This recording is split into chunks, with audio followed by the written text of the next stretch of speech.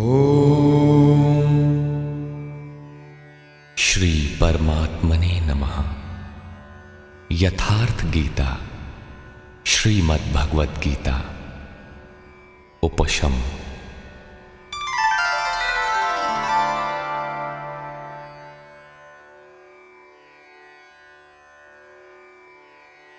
इस प्रकार 1 से 18 अध्याय तक श्री गीता का कैसेट प्रसारण पूर्ण हुआ। अब प्रस्तुत है यथार्थ गीता के प्रणेता अनंत श्री विभूषित परम आदरणीय पूज्य गुरुदेव स्वामी अड़गड़ानंद जी महाराज के श्रीमुख से उन्हीं के शब्दों में गीता का सारांश।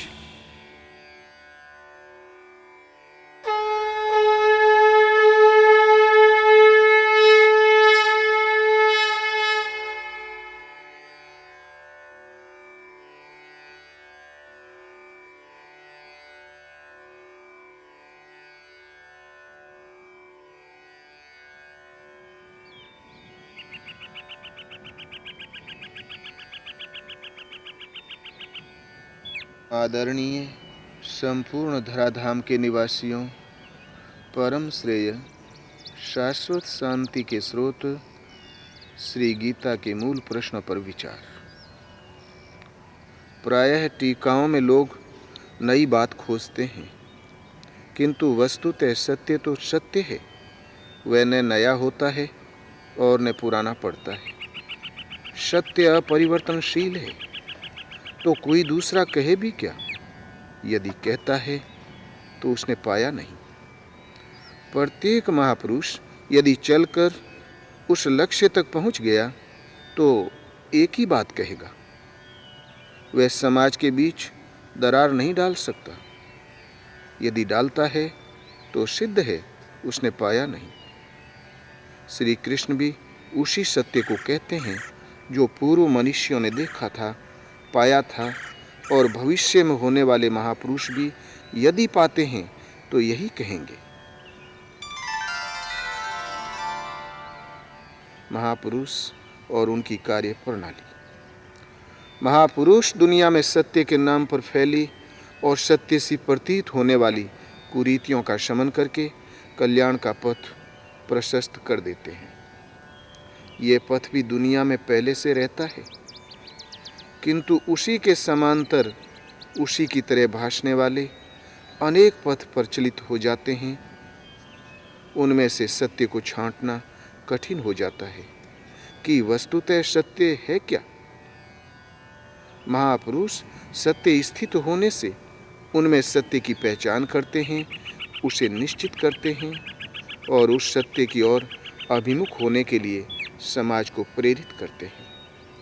यही राम ने किया, महावीर ने किया, यही महात्मा बुद्ध ने किया, यही ईसा ने किया और यही प्रयास मोहम्मद ने किया। कबीर, गुरु नानक इत्यादि सब ने यही किया। महापुरुष जब दुनिया से उठ जाता है तो पीछे के लोग उसके बताए मार्ग पर न चलकर उसके जन्म स्थल, मृत्यु स्थल और उन स्थलों को पूजने लगते हैं जहाँ वे गए थे। क्रमशः वे उनकी मूर्ति बनाकर पूजने लगते हैं। यद्यपि आरंभ में वे उनकी स्मृति ही संजोते हैं, किंतु कालांतर में भ्रम में पड़ जाते हैं और वही भ्रम रूढ़ी का रूप ले लेता है। योगेश्वर श्री कृष्ण ने भी तत्सामयिक समाज में सत्य के नाम पर पनपे हुए रीति रिवाजों का खंडन करके समाज को प्रशस्त पथ पर खड़ा कर दिया। अध्याय 2:16 में उन्होंने कहा, अर्जुन, असत वस्तु का तो अस्तित्व नहीं है और सत का तीनों कालों में अभाव नहीं है। भगवान होने के कारण ये मैं अपनी ओर से नहीं कह रहा हूँ, बल्कि इनका अंतर तत्वदर्शियों ने देखा और वही मैं कहने जा रहा हूँ। 13वें अध्याय में उन्होंने क्षेत्रज्ञ का वर्णन उसी प्रकार किया जो ऋषि भीर बहुधा गीतम ऋषियों द्वारा प्रायः गाया जा चुका था। 18वें अध्याय में त्याग और संन्यास का तत्व बताते हुए उन्होंने 4 मतों में से एक का चयन किया और उसे अपना समर्थन दिया। संन्यास। कृष्ण काल में अग्नि को न छूने वाले तथा चिंतन का भी त्याग करके अपने को योगी सन्यासी कहने वालों का संप्रदाय भी पनप रहा था। उसका खंडन करते हुए उन्होंने स्पष्ट किया कि ज्ञान मार्ग तथा भक्ति मार्ग दोनों में से किसी भी मार्ग के अनुसार कर्म को त्यागने का विधान नहीं। कर्म तो करना ही होगा। कर्म करते करते साधना इतनी सूक्ष्म हो जाती है कि सर्व संकल्पों का अभाव हो जाता है। वह पूर्ण संन्यास है। बीच रास्ते में संन्यास नाम की कोई वस्तु नहीं है। केवल क्रियाओं को त्याग देने से तथा अग्नि न छूने से न तो कोई सन्यासी होता है और न योगी, जिसे अध्याय 2, 3, 5, 6 और विशेषकर 18वें अध्याय में देखा जा सकता है। कर्म। ऐसी ही भ्रांति कर्म के संबंध में भी मिलती है। अध्याय 2:39 में उन्होंने बताया कि अर्जुन, अब तक वह बुद्धि तेरे लिए सांख्य योग के विषय में कही गई और अब इसी को तू निष्काम कर्म के विषय में सुन। इससे युक्त होकर तू कर्मों के बंधन का अच्छी तरह नाश कर सकेगा। इसका थोड़ा भी आचरण महान जन्म मरण के भय से उद्धार कराने वाला होता है। इस निष्काम कर्म योग में निश्चयात्मक क्रिया एक ही है, बुद्धि एक ही है, दिशा भी एक ही है, लेकिन अविवेकियों की बुद्धि अनंत शाखाओं वाली है। इसलिए वह कर्म के नाम पर अनेक क्रियाओं का विस्तार कर लेते हैं।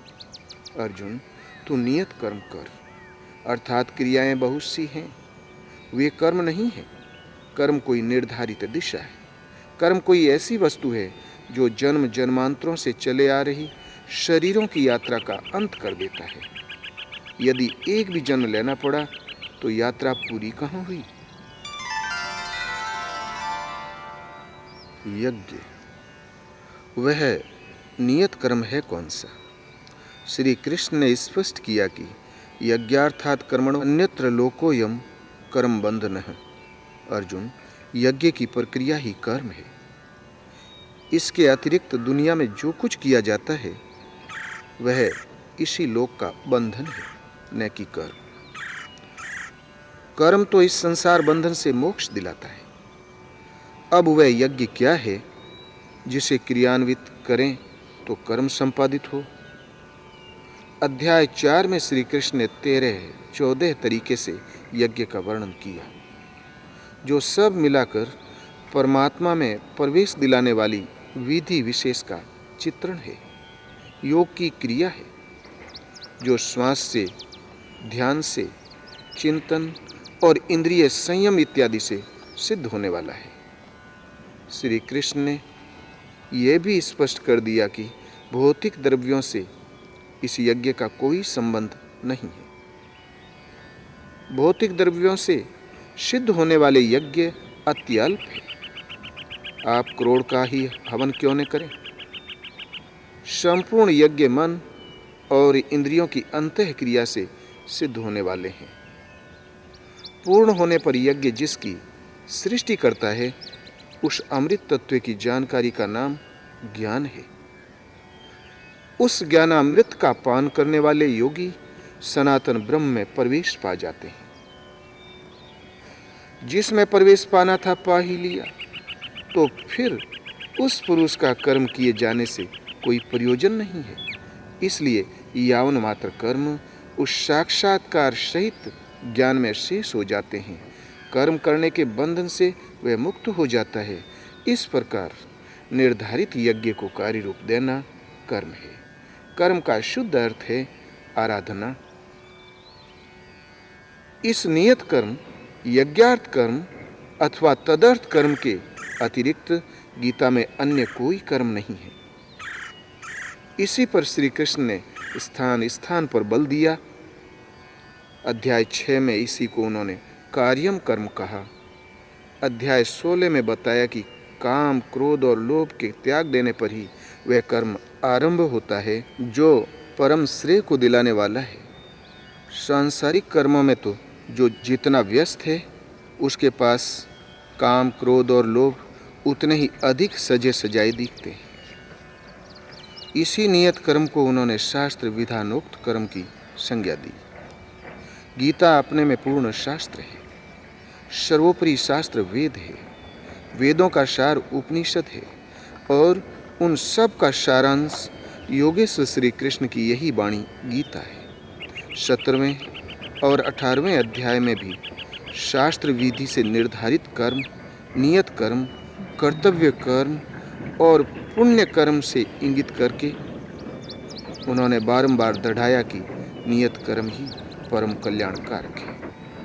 योगेश्वर श्री कृष्ण के इतना बल देने पर भी आप उस नियत कर्म को न करके श्री कृष्ण का कहना न मानकर उल्टी सीधी कल्पना करते हैं कि जो कुछ भी संसार में किया जाता है कर्म है, कुछ भी त्यागने की जरूरत नहीं है, केवल फल की कामना न करो, हो गया निष्काम कर्म योग। कर्तव्य भावना से करो, हो गया कर्तव्य योग।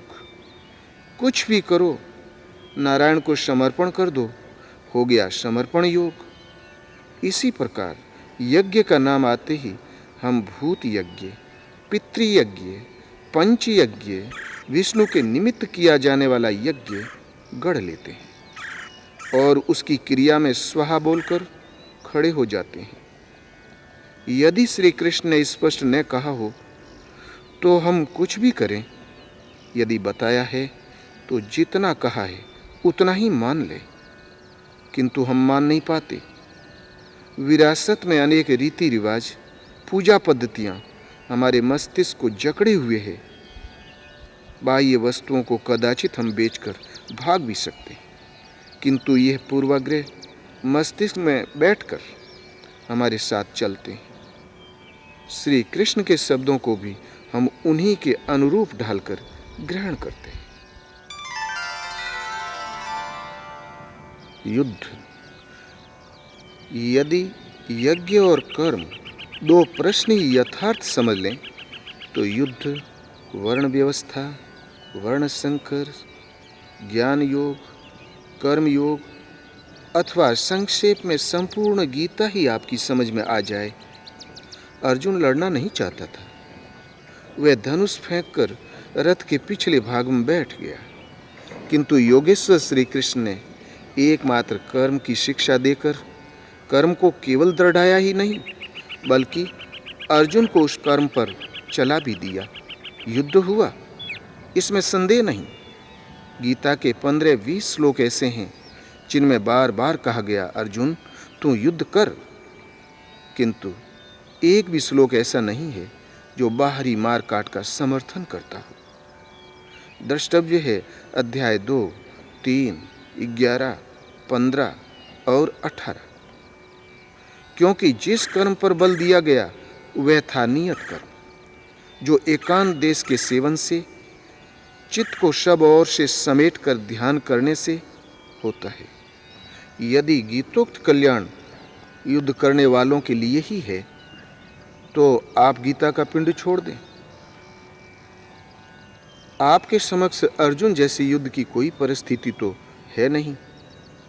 वस्तुतः तब भी वह परिस्थिति विद्यमान थी और आज भी ज्यों की त्यों है। जब चित्त को सब ओर से समेटकर आप हृदय देश में ध्यान करने लगेंगे तो काम, क्रोध, राग, द्वेष आदि विकार आपके चित्त को टिकने नहीं देंगे। उन विकारों से संघर्ष करना, उनका अंत करना ही युद्ध है। विश्व में युद्ध होते ही रहते हैं, किंतु उससे कल्याण नहीं अपितु विनाश होता है। उसे शांति कह लें अथवा परिस्थिति, अन्य कोई शांति इस दुनिया में नहीं मिलती। शांति तभी मिलती है जब ये आत्मा अपने शाश्वत को पाले। यही एकमात्र शांति है जिसके पीछे अशांति नहीं है, किंतु ये शांति साधन गम्य है। उसी के लिए नियत कर्म का विधान है। वर्ण, उस कर्म को ही 4 वर्णों में बांटा गया। चिंतन में लगते तो सभी हैं, किंतु कोई श्वास प्रश्वास की गति रोकने में सक्षम होगा तो कोई आरंभ में 2 घंटे चिंतन में बैठकर 10 मिनट भी अपने पक्ष में नहीं पाता। ऐसी स्थिति वाला अल्पज्ञ साधक शूद्र श्रेणी का है। वह अपनी स्वाभाविक क्षमता के अनुसार परिचर्या से ही कर्म आरंभ करे। क्रमशः वैश्य, क्षत्रिय और विप्र श्रेणी की क्षमता उसके स्वभाव में ढलती जाएगी। वह उन्नत होता जाएगा, किंतु वह ब्राह्मण श्रेणी भी दोष युक्त है, क्योंकि अब भी वह ब्रह्म अलग है। ब्रह्म में प्रवेश पा जाने पर वह ब्राह्मण भी नहीं रह जाता। वर्ण का अर्थ है आकृति। ये शरीर आपकी आकृति नहीं है। आपकी आकृति वैसी है जैसी आपकी वृत्ति है। श्री कृष्ण कहते हैं, अर्जुन, पुरुष श्रद्धामय है, इसलिए कहीं न कहीं उसकी श्रद्धा अवश्य होगी। जैसी श्रद्धा वाला पुरुष है, स्वयं भी वही है। जैसी वृत्ति वैसा पुरुष। वर्ण कर्म की क्षमता का आंतरिक मापदंड है, किंतु लोगों ने नियत कर्म को छोड़कर बाहर समाज में जन्म के आधार पर जातियों को वर्ण मानकर उनकी जीविका निश्चित कर दी। जो एक सामाजिक व्यवस्था मात्र थी, वे कर्म के यथार्थ रूप को तोड़ते मरोड़ते हैं, जिससे उनकी खोखली सामाजिक मर्यादा और जीविका को ठेस न लगे। कालांतर में वर्ण का निर्धारण केवल जन्म से होने लगा, ऐसा कुछ नहीं है। श्री कृष्ण ने कहा, 4 वर्णों की सृष्टि मैंने की। क्या भारत से बाहर सृष्टि नहीं है? अन्यत्र तो इन जातियों का अस्तित्व ही नहीं है। भारत में ही इनके अंतर्गत लाखों जातियां, उपजातियां हैं। श्री कृष्ण ने क्या मनुष्यों को बांटा था? नहीं। गुण कर्म विभागशः, गुण के आधार पर कर्म बांटे गए। कर्माणि प्रविभक्तानि, कर्म बांटा गया। कर्म समझ में आ गया तो वर्ण समझ में आ जाएगा, और वर्ण समझ में आ गया तो वर्ण शंकर का यथार्थ रूप आप समझ लें। वर्ण शंकर, इस कर्म पथ से च्युत होना ही वर्ण शंकर है। आत्मा का शुद्ध वर्ण है परमात्मा। उसमें प्रवेश दिलाने वाले कर्म से हटकर प्रकृति में मिश्रित हो जाना ही वर्ण शंकर है। श्री कृष्ण ने स्पष्ट किया कि इस कर्म को किए बिना उस स्वरूप को कोई पाता ही नहीं, और प्राप्ति वाले महापुरुष को कर्म करने से न कोई लाभ है और न छोड़ने से कोई हानि। फिर भी लोक संग्रह के लिए वे कर्म में बरतते हैं। उन महापुरुषों की तरह मुझे भी प्राप्त होने योग्य कोई वस्तु अप्राप्त नहीं है, फिर भी मैं पीछे वालों के हित की इच्छा से कर्म में ही बरतता हूँ। यदि न करूँ तो सभी वर्ण संकर हो जाए। स्त्रियों के दूषित होने से वर्ण संकर होना तो सुना गया, किंतु यहाँ श्री कृष्ण कहते हैं कि स्वरूपस्थ महापुरुष कर्म न करे तब लोग वर्ण संकर हो जाते हैं।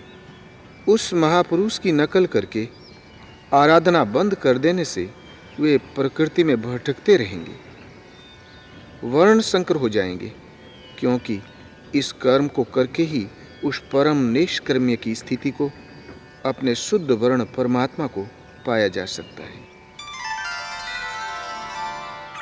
ज्ञान योग तथा कर्म योग।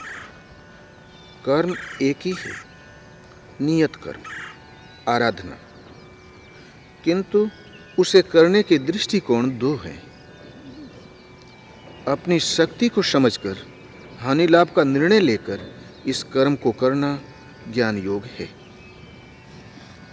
इस मार्ग का साधक जानता है कि आज मेरी ये स्थिति है, आगे इस भूमिका में परिणत हो जाऊंगा, फिर अपने ही स्वरूप को प्राप्त करूंगा। इस भावना को लेकर कर्म में प्रवृत्त होता है। अपनी स्थिति का ज्ञान रख कर चलता है, इसलिए ज्ञान मार्गी कहा जाता है। समर्पण के साथ उसी कर्म में प्रवृत्त होना, हानि लाभ का निर्णय इष्ट पर फेंक कर चलना निष्काम कर्म योग है, भक्ति मार्ग है। एक ही महापुरुष से शिक्षा लेकर एक स्वावलंबी होकर उस कर्म में प्रवृत्त होता है और दूसरा उनसे शिक्षा लेकर उन्हीं पर निर्भर होकर प्रवृत्त होता है। बस अंतर इतना ही है। इसीलिए योगेश्वर श्री कृष्ण ने कहा, अर्जुन, सांख्य द्वारा जो परम सत्य मिलता है वही परम सत्य निष्काम कर्म योग द्वारा भी मिलता है। जो दोनों को एक देखता है वही यथार्थ देखता है। दोनों को क्रिया बताने वाला तत्वदर्शी एक है। क्रिया भी एक ही है, आराधना। कामनाओं का त्याग दोनों करते हैं और परिणाम भी एक ही है, केवल कर्म करने का दृष्टिकोण दो है। एक परमात्मा। नियत कर्म मन और इंद्रियों की एक निर्धारित अंतः क्रिया है। जब कर्म का यही स्वरूप है तो बाहर प्रतीक पूजना कहाँ तक संगत है। भारत में हिंदू कहलाने वाला समाज, जिनके पूर्वजों ने परम सत्य की शोध करके देश विदेश में उसका प्रचार किया, उस पथ पर चलने वाला विश्व में कहीं भी हो सनातन धर्मी ही है। इतना गौरवशाली हिंदू समाज कामनाओं से विवश होकर विविध भ्रांतियों में पड़ गया। श्री कृष्ण कहते हैं, अर्जुन, देवताओं के स्थान पर देवता नाम की कोई शक्ति नहीं है। जहाँ कहीं भी मनुष्य की श्रद्धा झुकती है, उसकी ओट में खड़ा होकर मैं ही फल देता हूँ, उसकी श्रद्धा को पुष्ट करता हूँ, क्योंकि मैं ही सर्वत्र हूँ। किंतु उनका वह पूजन अविधि पूर्वक है, उनका फल नाशवान है। कामनाओं से जिनके ज्ञान का अपहरण हो गया है, वे मूढ़ बुद्धि ही अन्य देवताओं को पूजते हैं। सात्विक लोग देवताओं को पूजते हैं, राजसी यक्ष राक्षसों को तथा तामसी भूत प्रेतों को पूजते हैं, घोर तप करते हैं। किंतु अर्जुन, वे शरीर में स्थित भूत समुदाय और अंतःकरण में स्थित मुझ परमात्मा को कृष्ण करते हैं, न कि पूजते हैं। उन्हें निश्चय ही तू आसुरी स्वभाव से संयुक्त जान, असुर जान। इससे अधिक श्री कृष्ण क्या कहते। उन्होंने स्पष्ट कहा, अर्जुन, ईश्वर सभी प्राणियों के हृदय में रहता है, केवल उसी की शरण जाओ। पूजा की स्थली हृदय में है, बाहर नहीं। फिर भी लोग पत्थर पानी देवी देवताओं का पीछा करते ही हैं। उन्हीं के साथ श्री कृष्ण की भी एक प्रतिमा बढ़ा लेते हैं। श्री कृष्ण की ही साधना पर बल देने वाले तथा जीवन भर मूर्ति पूजा का खंडन करने वाले बुद्ध की भी मूर्ति उनके अनुयायियों ने बना ली और लगे पूजा करने, दीप दिखाने। जबकि बुद्ध ने कहा था, आनंद, तथागत की शरीर पूजा में समय नष्ट न करना। मंदिर, मस्जिद, चर्च, तीर्थ, मूर्तियाँ तथा स्मारकों से पूर्ववर्ती महापुरुषों की स्मृतियाँ संजोई जाती है, जिससे उनकी उपलब्धियों का स्मरण होता रहे। महापुरुषों में स्त्रियाँ, पुरुष सभी होते आए हैं। जनक की कन्या सीता पिछले जन्म में एक ब्राह्मण कन्या थी। अपने पिता की प्रेरणा से पर ब्रह्म को पाने के लिए उसने तपस्या की, किंतु सफल न हो सकी। दूसरे जन्म में उसने राम को प्राप्त किया और चिन्मय, अविनाशी, आदि शक्ति के रूप में प्रतिष्ठित हुई। ठीक इसी प्रकार राजकुल में उत्पन्न मीरा में परमात्मा की भक्ति का परिस्फुटन हुआ। सब कुछ छोड़कर वह भगवान के चिंतन में लग गई, व्यवधानों को झेला और सफल रही। उनकी स्मृति संजोने के लिए मंदिर बने, स्मारक बने। ताकि समाज उनके उपदेशों से अनुप्राणित हो सके। मीरा, सीता अथवा इस पक्ष का शोध करता प्रत्येक महापुरुष हमारा आदर्श है। हमें उनके पदचिन्हों का अनुसरण करना चाहिए। किंतु इससे बड़ी भूल क्या होगी यदि हम केवल उनके चरणों में फूल चढ़ाकर, चंदन लगाकर अपने कर्तव्यों की इतिश्री मान बैठे। प्रायः जो जिसका आदर्श होता है उसकी मूर्ति, चित्र, खड़ाऊ, उसका स्थान अथवा उससे संदर्भित कुछ भी देखने सुनने पर मन में श्रद्धा उमड़ आती है। ये उचित ही है। हम भी अपने गुरुदेव भगवान के चित्र को कूड़े में नहीं फेंक सकते, क्योंकि वे हमारे आदर्श हैं। उन्हीं की प्रेरणा तथा कथनानुसार हमें चलना है। जो स्वरूप उनका है, क्रमशः चलकर उसकी प्राप्ति हमारा भी अभीष्ट है, और यही उनकी यथार्थ पूजा है। यहाँ तक तो ठीक है कि जो वस्तुतः आदर्श है उनका निरादर न करें, किंतु उन पर पत्र पुष्प चढ़ाने को ही भक्ति मान बैठने से, उतने को ही कल्याण साधन मान लेने से हम लक्ष्य से बहुत दूर भटक जाएंगे। अपने आदर्शों के उपदेशों को हृदयांगम करने तथा उस पर चलने की प्रेरणा ग्रहण करने के लिए ही स्मारकों का उपयोग है। चाहे उसे आश्रम, मंदिर, मस्जिद, चर्च, मठ, विहार, गुरुद्वारा या कुछ भी नाम दें, बशर्ते उन केंद्रों का संबंध धर्म से है। तो जिसकी प्रतिमा है उसने क्या किया और क्या पाया, कैसे तपस्या की, कैसे प्राप्त किया, केवल इतना ही सीखने के लिए हम वहाँ पहुँचते हैं, और पहुँचना भी चाहिए। किंतु यदि इन स्थानों पर महापुरुषों के पदचिन्ह नहीं बताए गए, करके नहीं दिखाए गए, कल्याण की व्यवस्था नहीं मिली, तो वह स्थान गलत है। वहाँ आपको केवल रूढ़ी मिलेगी। वहाँ जाने में आपका नुकसान है। व्यक्तिगत रूप से घर घर, गली गली जाकर उपदेश पहुँचाने की अपेक्षा सामूहिक उपदेश केंद्रों के रूप में इन धार्मिक स्थानों की स्थापना की गई थी। किंतु कालांतर में इन प्रेरणा स्थलियों से ही मूर्ति पूजा तथा रूढ़ियों ने धर्म का स्थान ग्रहण कर लिया। यहीं से भ्रम पनप गया। ग्रंथ। इसी प्रकार पुस्तकों का अध्ययन आवश्यक है, जिससे आप उस निर्दिष्ट क्रिया को समझ सकें जिसे योगेश्वर श्री कृष्ण ने नियत कर्म कहा है, और जब समझ में आ जाए तो तुरंत करने में लग जाएं। विस्मृत होने लगें तो पुनः अध्ययन कर लें। ये नहीं कि पुस्तक को हाथ जोड़कर केवल अक्षत चंदन छिड़कर ही रख दें। पुस्तक मार्ग निर्देशक चिन्ह है जो पूर्ति पर्यंत साथ देती है। देखते हुए आगे बढ़ते चलें अपने गंतव्य की ओर। जब इष्ट को हृदय से पकड़ लेंगे तो वह इष्ट ही पुस्तक बन जाएगा। अतः स्मृति संजोना हानिकारक नहीं है, किंतु इन स्मृति चिन्हों की पूजा से ही संतुष्ट हो जाना हानिकारक है। धर्म। अध्याय 2, 16 और 29। योगेश्वर श्री कृष्ण के अनुसार असत वस्तु का अस्तित्व नहीं है और सत का कभी अभाव नहीं है। परमात्मा ही सत्य है, शाश्वत है, अजर अमर, अपरिवर्तनशील और सनातन है। किंतु वह परमात्मा अचिंत्य और अगोचर है, चित्त की तरंगों से परे है।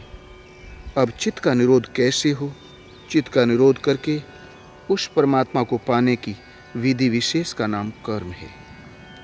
इस कर्म को कार्य रूप देना ही धर्म है, दायित्व है। गीता अध्याय 2:40 में है कि अर्जुन, इस कर्म योग में आरंभ का नाश नहीं है। इस कर्म रूपी धर्म का किंचित मात्र साधन जन्म मृत्यु के महान भय से उद्धार करने वाला होता है। अर्थात इस कर्म को कार्य रूप देना ही धर्म है। इस नियत कर्म साधन पथ को साधक के स्वभाव में उपलब्ध क्षमता के अनुसार 4 भागों में बांटा गया है। कर्म को समझकर मनुष्य जब आरंभ करता है, उस आरंभिक अवस्था में वह शूद्र है। कर्मशः विधि पकड़ में आई तो वही वैश्य है। प्रकृति के संघर्ष को झेलने की क्षमता और शौर्य आने पर वही व्यक्ति क्षत्रिय और ब्रह्म के तद्रूप होने की क्षमता, ज्ञान, वास्तविक जानकारी, विज्ञान, ईश्वरीय वाणी का मिलना, उस अस्तित्व पर निर्भर रहने की क्षमता, ऐसी योग्यताओं के आने पर वही ब्राह्मण है। इसीलिए योगेश्वर श्री कृष्ण गीता अध्याय 18, 46-47 में कहते हैं कि स्वभाव में पाई जाने वाली क्षमता के अनुसार कर्म में लगना स्वधर्म है। हल्का होने पर भी स्वभाव से उपलब्ध स्वधर्म श्रेयतर है और क्षमता अर्जित किए बिना ही दूसरों के उन्नत कर्म का परिपालन भी हानिकारक है। स्वधर्म में मरना भी श्रेयस्कर है, क्योंकि वस्त्र बदलने में बदलने वाला तो बदल नहीं जाता। उसके साधन का क्रम वहीं से पुनः आरंभ हो जाएगा जहाँ से छूटा था। सोपान सह चलकर वह परम सिद्धि अविनाशी पद को पालेगा।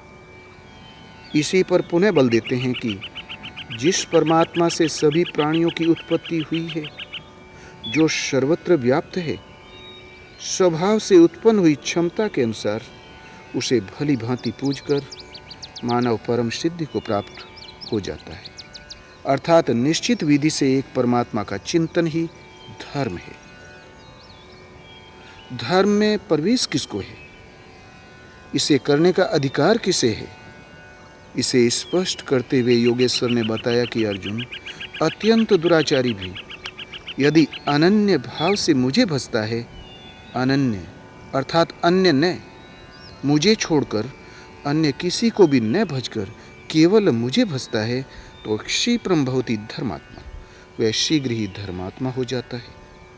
उसकी आत्मा धर्म से संयुक्त हो जाती है।